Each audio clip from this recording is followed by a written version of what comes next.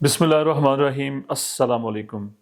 जामिया कराची से एक नौजवान एमए इंग्लिश उसने पास किया और बजाय ये कि वो किसी लेक्चरशिप में चला जाता, वो पढ़ाने में लग जाता, वो उस्ताद बन जाता, वो शोबिस की दुनिया में चला गया। और जैसे ही बाज़ दफ़ा ये होता है कि किस्मत जो होती है वो बाज़ लोगों के ऊपर हद से ज़्यादा मेहरबान होती है, मतलब कि रश्क आता है उनकी लक के ऊपर। जो ही उसने शोबिस में कदम रखा तो वो शोहरत की बुलंदियों को छूने लग गया।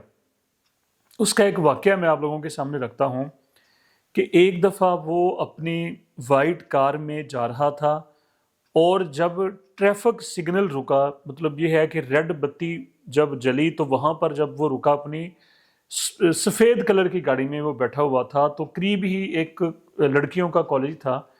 तो लड़कियों ने जैसे ही देखा तो वो सारी लड़कियां उस गाड़ी की तरफ लपकी। उन्होंने पहचान लिया कि उनका जो फेवरेट जो हीरो है वो उनके सामने उनके दरमियान है और वो गाड़ी में जो है वो बैठा हुआ है।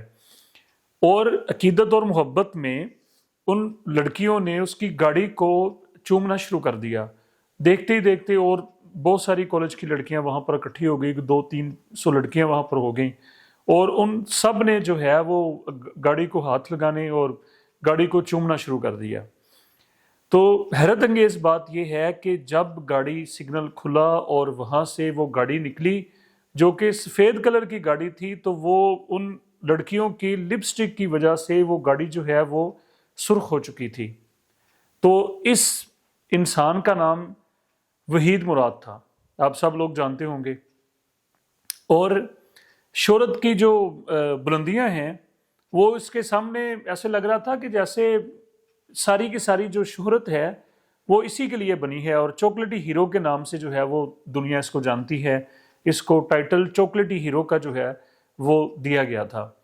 और इसका जो बालों का स्टाइल होता था, पूरे पाकिस्तान में कह लीजिए कि पूरे हिंदुस्तान में लोग उस तरह के बाल रखते थे, उस तरह का हेयर स्टाइल बनाना जो है वो नौजवान फ़ख्र महसूस करते थे। ये स्टोरी की एक साइड है। अब दूसरी साइड जो डार्क साइड है वो देखें कि कुछ अरसे के बाद जो फिल्म इंडस्ट्री के जो बड़े थे उनके साथ वहीद मुराद की ना बनी और उसको फिल्मों में काम जो था वो मिलना शुरू शुरू में तो कम हुआ, फिर वो बिल्कुल ही फिल्म इंडस्ट्री से आउट हो गया। आप अंदाज़ा लगाएं कि कहाँ वो शोबिस का पीक, वो शोहरत की वो बिल्कुल आखिरी दर्जे, और फिर क्या है कि उसको लोग जो है वो अपनी फिल्मों में काम नहीं दे रहे। तो वो आहिस्ता आहिस्ता जो है वो तन्हाई का शिकार होता चला गया और बिल आखिर जिसको कहते हैं ना कि मेंटली डिसऑर्डर का वो शिकार हो गया और आखिरकार एक दिन वो अपने कमरे में जो है वो मुर्दा हालत में पाया गया। ये मैं स्टोरी आप लोगों के सामने मैंने रखी ख़ास तौर पे वालिदैन के लिए। इसमें सीखने के लिए बहुत कुछ है। हम बचपन से अपने छोटे बच्चों का जो जहन बनाते हैं कि आपने सिर्फ उसके अंदर फीड ये किया जा रहा होता है, उसके दिमाग के अंदर ये बात डाली जा रही होती है कि आपने सिर्फ डॉक्टर बनना है, आपने सिर्फ जिस जो फील्ड जो है वो उसमें कोई किसी को इंटरेस्ट है, आपने या सिर्फ इंजीनियर बन जाना है, यूरोप जाना है, सिर्फ अमेरिका जाना है। यानी कि किसी भी एक गोल को सिलेक्ट करके बच्चे को दे दिया जाता है। और फिर जो यूथ है, जब वो बच्चा जवान होता है तो वो सारे जो दूसरे मकासद हैं, यानी कि ज़िंदगी में सिर्फ कामयाबी का एक ही रास्ता नहीं है, कई हो सकते हैं, या एक ही मकसद नहीं है, वो कई हो सकते हैं। लेकिन वो तमाम जो दूसरे जो मकासद हैं या जो दूसरे रास्ते कह लीजिए, वो उस बच्चे को फिर नज़र नहीं आते, उसको सिर्फ एक ही रास्ता नज़र आता है। और हम खुद ज़रा अपने आप से अगर हम पूछें, यानी कि अगर मैं बीइंग अ टीचर आप लोगों को बताऊं तो कितनी रेशो है जो बच्चे एमबीबीएस में जो है वो कामयाब हो जाते हैं या उनको एडमिशन मिल जाता है मेडिकल कॉलेजेस में। आप रेशो निकालें कि कोई 1000 में से कोई 2-4 बच्चे, यानी कि हमारे कितने लाखों स्टूडेंट्स जो हैं वो हर बोर्ड में, अगर हम लोग अब पंजाब की बात कर रहे हैं तो पंजाब में जितने डिवीजन्स हैं उतने ही बोर्ड हैं और हर बोर्ड में लाखों बच्चे जो हैं वो मैट्रिक करते हैं और उसके बाद जो है वो एफएससी करते हैं प्री मेडिकल के साथ। اور جو بچے پری میڈیکل میں ایف ایس سی کرتے ہیں ان میں سے کتنے بچوں کو ریشو ذرا نکال لیں کہ کوئی 5% ہوں گے، اس سے زیادہ تو بالکل بھی نہیں، 95 کو داخلہ نہیں ملتا۔ اس کی وجہ ہم سب جانتے ہیں کہ کتنا مشکل ہو چکا ہے، مطلب نمبروں کی ریشو اور پھر آگے جانا جو ہے وہ ہر اسٹوڈنٹ کے بس کی بات نہیں ہے۔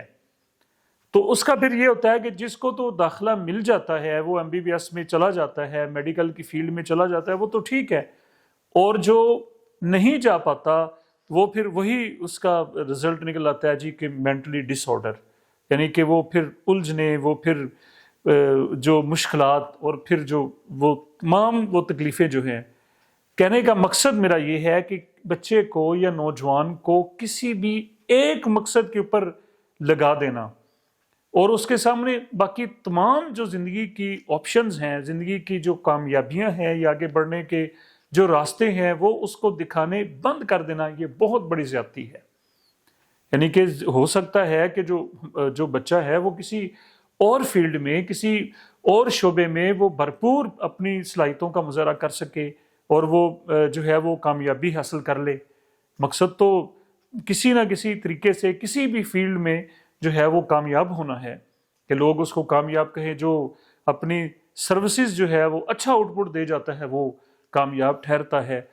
تو اب دیکھیں ریشو جو ہے پاکستان کے اندر اگر ہم دیکھ لیں تو تقریباً کوئی 8 سے 10 کروڑ اگر ہماری جو آبادی ہے وہ کوئی 25-26 کروڑ ہے، اور کوئی 10 کروڑ کے لگ بھگ جو لوگ ہیں وہ مینٹلی ڈس آرڈر کا شکار ہیں، اور وہ جو ہے وہ مختلف تکلیفوں کو فیس کر رہے ہیں یا وہ مشکلات کو فیس کر رہے ہیں۔ تو میں یہ آخری بات یہ کہنا چاہتا ہوں، خاص طور پہ جو ہمارے جو بڑے بچے ہیں جو یونیورسٹیز میں ہیں، دیکھیں 2 چیزیں ہیں۔ سب سے پہلی جو بڑی چیز وہ یہ ہے کہ بچوں، ہمارے لیے سرکار دو عالم صلی اللہ علیہ وآلہ وسلم کی زندگی جو ہے وہ بہترین نمونہ ہے۔ آپ اپنے نبی کی زندگی کو کیوں نہیں سٹڈی کرتے؟ مطلب یہ ہے کہ جو سرکار دو عالم صلی اللہ علیہ وسلم کو جو فالوور ہے، ان کو جو ماننے والا ہے، وہ کیسے مایوس ہو سکتا ہے؟ زندگی میں 100 نہیں، 1000 نہیں، لاکھوں آپشنز ہیں اور لاکھوں راستے ہیں آگے بڑھنے کے۔ کوئی ایک چیز، کوئی ایک فیلڈ، کوئی ایک انسان، کوئی ایک نوکری وہ حرف آخر ہرگز نہیں ہے۔ تو ہمیں کسی صورت میں بھی ہمت نہیں ہارنی چاہیے۔ یہی زندگی کا جو ہے وہ پریکٹیکل ہے، اور اس کی بہترین، اس کا جو نمونہ ہے، کسی اور کو مت دیکھیں، صرف اور صرف سرکار دو عالم صلی اللہ علیہ وآلہ وسلم کی زندگی کو دیکھیں۔ وہ اقبال کا شعر ہے نا کہ جہان میں تو اہل ایمان صورت خورشید، مطلب سورج کی وہ بات کر رہا ہے کہ صورت خورشید جیتے ہیں، اگر ادھر ڈوبے تو پھر ادھر نکلے، اور ادھر ڈوبے تو پھر سورج اگر ڈوب جاتا ہے تو کیا پھر وہ نکل نہیں آتا؟ سملرلی اگر زندگی میں کوئی مشکلات آ جاتی ہیں، کوئی فیلئرز آ جاتے ہیں، کوئی چھوٹی موٹی ناکامی آ جاتی ہے، کوئی تھوڑے بہت ٹف حالات آ جاتے ہیں، تو اس کا مقصد یہ ہے کہ ہم جینا چھوڑ دیں یا آگے بڑھنا چھوڑ دیں یا کامیابی کی جو ہے جستجو چھوڑ دیں۔ ہرگز نہیں، بلکہ اٹھیں اور اپنے آپ کو ریفریش کریں اور آگے بڑھنے کے لیے پھر سے تازہ دم ہو کے ایک اور دوڑ کے لیے تیار ہو جائیں۔ اللہ تعالیٰ آپ لوگوں کو کامیابی عطا کرے۔ بہت شکریہ۔